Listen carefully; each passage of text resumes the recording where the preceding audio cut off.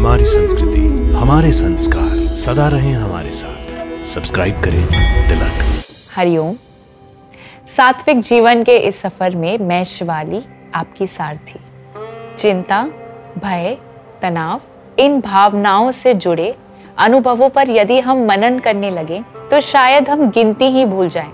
School की परीक्षाओं की चिंता, कार्यालय में उन्नति की चिंता, व्यवसाय में मुनाफे की चिंता, आज बैठे हुए आने वाले कल यानी उज्जवल भविष्य की चिंता।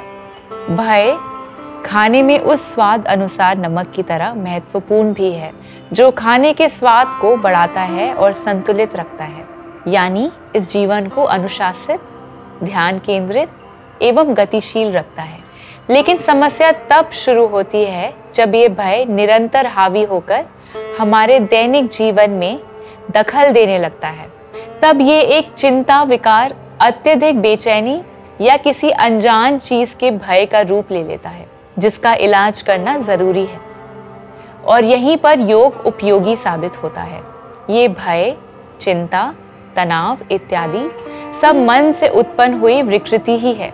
और इस बात का उल्लेख जो स्वयं श्री कृष्ण करते हैं कि नियमित अभ्यास से मन को नियंत्रित किया जा सकता है। असंशयम महाबाहो मनो दुर्निग्रहम चलम अभ्यासेना तु कौन्तेया वैराग्येन च गृह्यते। अर्थात भगवद गीता के अध्याय 6 और छंद 35 में भगवान श्री कृष्ण अर्जुन से कहते हैं, हे महाबाहु कुंती पुत्र, जो तुमने कहा वह सत्य है। मन को नियंत्रित करना वास्तव में कठिन है, किंतु अभ्यास और विरक्ति द्वारा इसे नियंत्रित किया जा सकता है। इसके विपरीत श्री कृष्ण अर्जुन के इस कथन के साथ कि मन पर नियंत्रित प्राप्त करना कठिन है, इस पर अपनी सहमति प्रकट करते हैं और कहते हैं, यद्यपि इस संसार में बहुत सी वस्तुओं को प्राप्त करना कठिन होता है, तथापि हम निडर रहकर आगे बढ़ते रहे, ना कि उन कठिनाइयों से डर के रुक जाते हैं। जैसे नाविकों को ज्ञात होता है कि समुद्र में नाव चलाना जोखिम भरा कार्य है और भयानक तूफान आने की आशंका बनी ही रहती है, फिर भी वे इन जोखिमों को किनारे पर खड़े रहने का बड़ा कारण नहीं मानते। इसीलिए श्री कृष्ण अर्जुन को आश्वस्त करते हैं कि मन को वैराग्य और अभ्यास द्वारा नियंत्रित किया जा सकता है।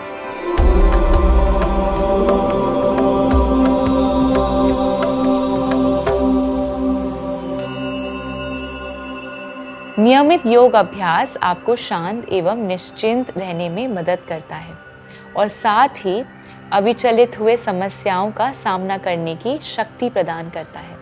तो चलिए देखते हैं कुछ ऐसे आसन जो हमारे मन व शरीर को स्वस्थ एवं प्रसन्नता प्रदान करें, क्योंकि कहते हैं ना, स्वस्थ शरीर में स्वस्थ मन का वास होता है। इस अभ्यास का सबसे पहला आसन है उष्ट्रासन। उष्ट्रासन में शरीर ऊंट की आकृति बनाता है। इस आसन को अंग्रेजी में कैमल पोज भी कहा जाता है। जैसे ऊंट रेगिस्तान के मुश्किल हालातों में भी आसानी से रह सकता है, अगर इस आसन का अभ्यास नियमित तौर पर किया जाए तो ये शरीर से हर शारीरिक और मानसिक परेशानी को दूर करके स्वस्थ जीवन देने में मदद करता है। उष्ट्रासन कौन ना करे। उच्च या निम्न रक्तचाप से ग्रस्त लोग यह आसन केवल एक अनुभवी शिक्षक की निगरानी में करें। पीठ, गर्दन या पैरों पे चोट पर यह आसन ना करें। गर्भवती महिलाएं यह आसन किसी योग प्रशिक्षक के ही निगरानी में करें। उष्ट्रासन के फायदे। ये आसन पाचन सुधारने में मदद करता है, क्योंकि ये पेट के भीतर मौजूद सभी अंगों की हल्की मालिश करता है। उष्ट्रासन के अभ्यास से सीने और पेट के निचले हिस्से से अतिरिक्त चर्बी कम होती है। ये कमर और कंधों को मजबूत बनाता है, छाती को खोलने और श्वसन में सुधार करने में कारगर योग अभ्यास है।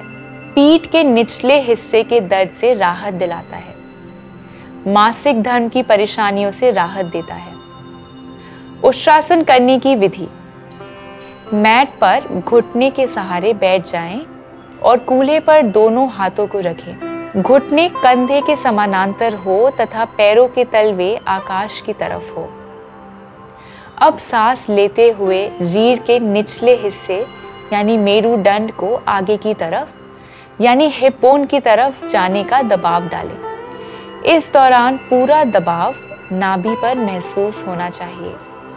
अपनी पीठ को पीछे की तरफ मोड़ते हुए झुकें। गर्दन को ढीला छोड़ दें।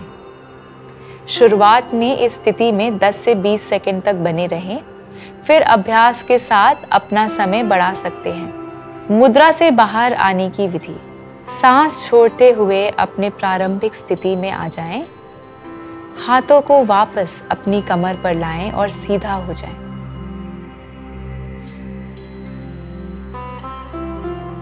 दूसरा आसन बालासन। बाल शब्द संस्कृत भाषा का शब्द है जिसका अर्थ बच्चा होता है और आसन का अर्थ बैठना होता है।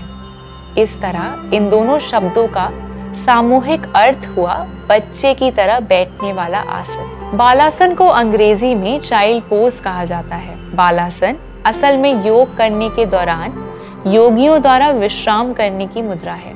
इस मुद्रा में योगी का शरीर भ्रूण की स्थिति में चला जाता है। बालासन का अभ्यास हमेशा उस वक्त करना चाहिए जब आप तेजी से सांस ले रहे हों और आराम करना चाहते हों। कौन ना करें?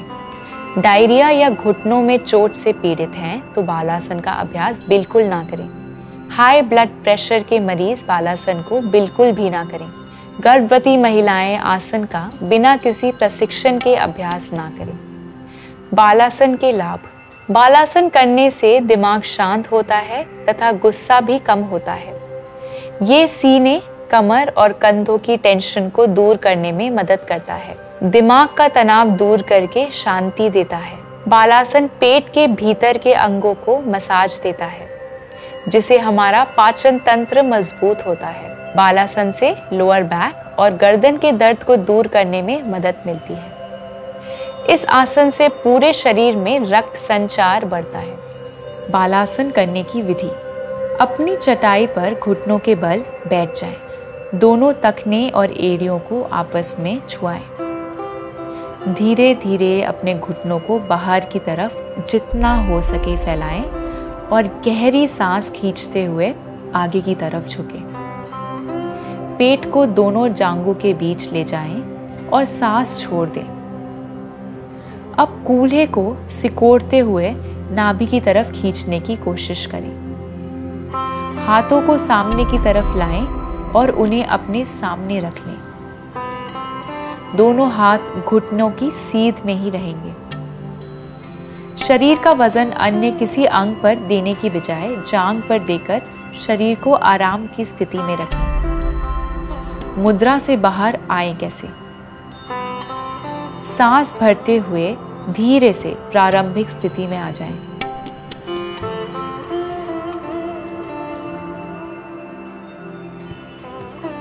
तीसरा पश्चिमोत्तानासन। पश्चिमोत्तानासन का नाम दो शब्दों के मेल से बना है, पश्चिम और उत्तान। पश्चिम यानी पश्चिम दिशा या शरीर का पिछला हिस्सा और उत्तान मतलब खिंचा हुआ।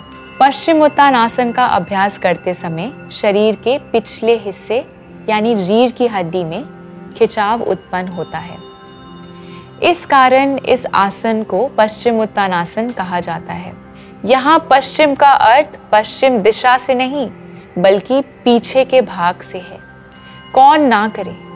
अगर आपकी हैमस्ट्रिंग्स में जकड़न या चोट हो तो पश्चिमोत्तानासन बहुत सावधानी से करें।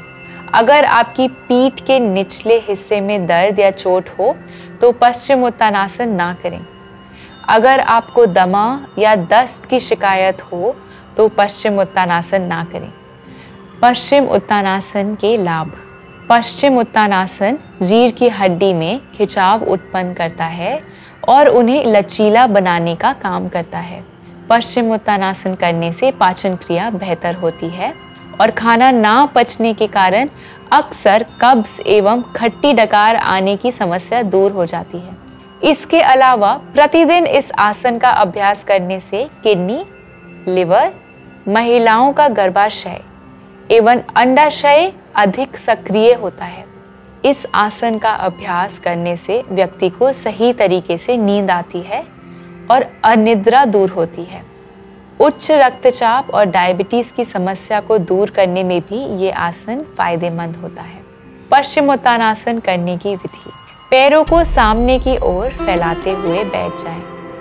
रीढ़ की हड्डी सीधी रखें, उंगलियां तनी हुई, पैरों के बीच में दूरी ना हो और जितना संभव हो पैरों को सीधा रखें। सांस भरते हुए दोनों हाथों को सर के ऊपर उठाएं और खींचें। सांस छोड़ते हुए कूल्हे के जोर से आगे झुकें। ठुड्डी पंजों की ओर रीढ़ की हड्डी को सीधा रखते हुए घुटनों पर झुकने की बजाय अपना ध्यान पंजे की ओर बढ़ाने पर केंद्रित करें। यदि आप अपने पंजों को पकड़कर खींच सकें तो आपको आगे झुकने में मदद मिलेगी। सांस भरते हुए धीरे से सर को उठाएं और सांस छोड़ते हुए हल्के से नाभि को घुटने की ओर ले आएं और अपने सिर और माथे को घुटनों से छूने की कोशिश करें। बाहों को झुकाएं और कोहनी से जमीन को छूने की कोशिश करें। श्वास को पूरी तरह छोड़ दें और इसी मुद्रा में कुछ देर तक बने रहें। मुद्रा से बाहर आने की विधि। सांस भरते हुए अपने हाथों की ताकत से वापस आते हुए आराम से बैठ जाएं और सांस छोड़ते हुए हाथों को नीचे ले आएं और सामान्य स्थिति में बैठ जाएं। चौथा आसन सेतु बंद आसन। इस आसन में शरीर सेतु के समान आकार में हो जाता है, इसलिए इसे सेतुबंद आसन कहा जाता है।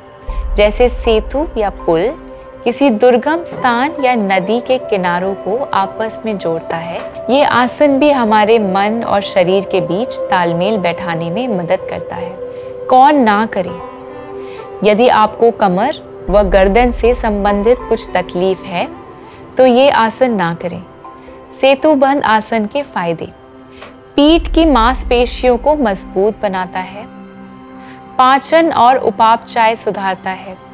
सेतुबंद आसन में हमारा हृदय सर से ऊपर हो जाता है, इससे रक्त का प्रवाह हमारे सर की तरफ बढ़ जाता है। इससे हमें एकाग्रता, थकान, तनाव, अनिद्रा, सिर दर्द और हल्के डिप्रेशन से निपटने में मदद मिलती है। सेतुबंद आसन के नियमित अभ्यास से दिमाग को शांति मिलती है और रक्तचाप सामान्य रहता है। ये फेफड़ों की क्षमता को बढ़ाने के अलावा सीने में होने वाले नसों की ब्लॉकेजेस को रोकने में भी मदद करता है। अस्थमा के मरीजों को भी इस आसन का रोज अभ्यास करना चाहिए। ये आसन थायराइड ग्रंथि में उत्तेजना बढ़ाता है और उपापचय को नियमित करता है। सेतुबंद आसन उन लोगों के लिए भी बेस्ट है जो दिन भर कंप्यूटर या लैपटॉप के सामने बैठकर काम करते हैं। इस आसन को करने से घुटनों और कंधों में मसाज मिलने जैसा आराम मिलता है। सेतुबंद आसन करने की विधि।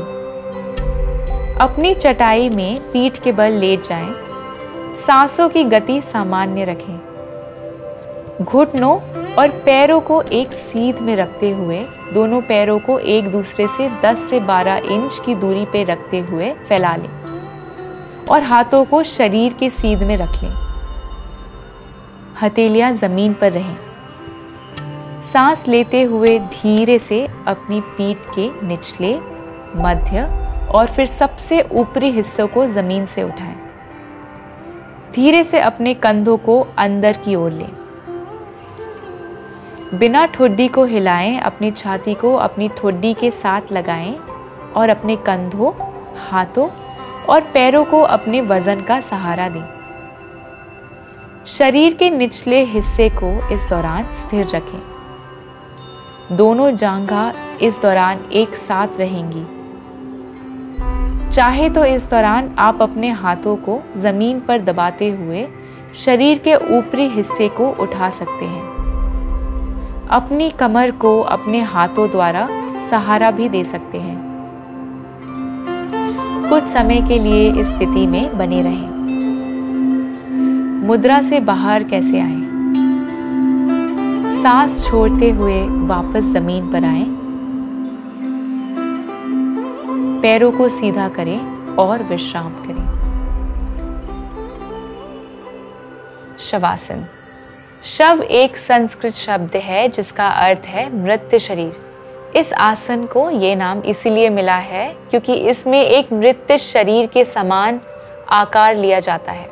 शवासन विश्राम करने के लिए है और अधिकांश पूरे योगासन क्रम के पश्चात किया जाता है। आम धारणा है कि शवासन बेहद सरल आसन है, जबकि हकीकत ये है कि शवासन योग विज्ञान के सबसे कठिन आसनों में से एक है।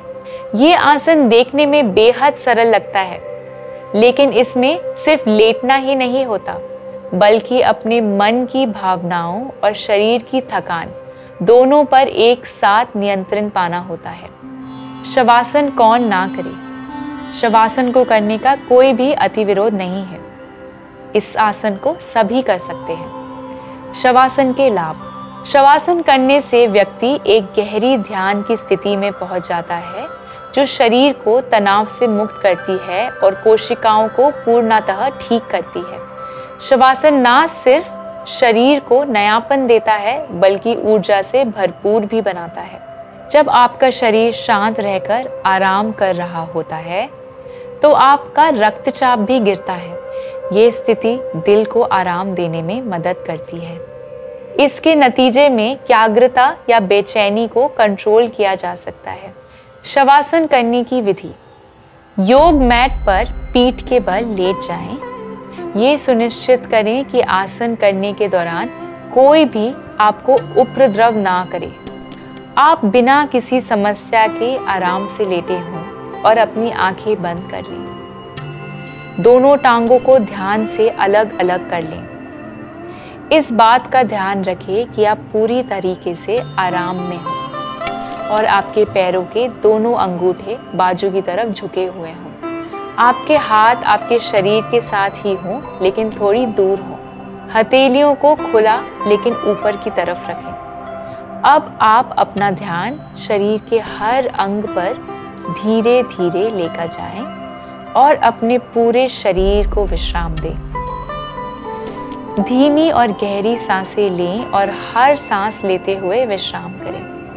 अंदर आती हुई हर सांस आपको ऊर्जा देती है और बाहर जाती हुई हर सांस आपको विश्राम देती है। ध्यान दें कि आप ये आसन करते हुए सो ना जाएं। 10 मिनट के लिए इसी स्थिति में बने रहें। मुद्रा से बाहर आने की विधि। 10 से 20 मिनट के बाद जब आप पूर्णतः विश्राम की स्थिति में पहुंच जाएं, तब अपनी आंखें बंद रखते हुए अपनी दाहिनी ओर करवट लें। उस स्थिति में 1 मिनट तक रहें। अपने दाहिने हाथ का सहारा लेते हुए उठकर बैठ जाएं। अब अपने दोनों हथेलियों का आपस में अच्छे से घर्षण करें और तब तक करें जब तक आपको अच्छी गर्माहट का एहसास ना हो। अब धीरे से हथेलियों में उत्पन्न हुई ऊर्जा को अपनी आंखों में हल्के हाथों से रखें। ध्यान रखें हथेलियों से आंखों पर कोई भी दबाव नहीं दें। धीरे से अपनी हथेलियों को देखते हुए आंख खोलें। स्वस्थ रहें, प्रसन्न रहें। आत्मा और परमात्मा के मिलन की इस सात्विक जीवन यात्रा में हमारे संग चलें। दिव्य शक्ति की कृपा हम सब पर बनी रहे। हरिओम तत्सत।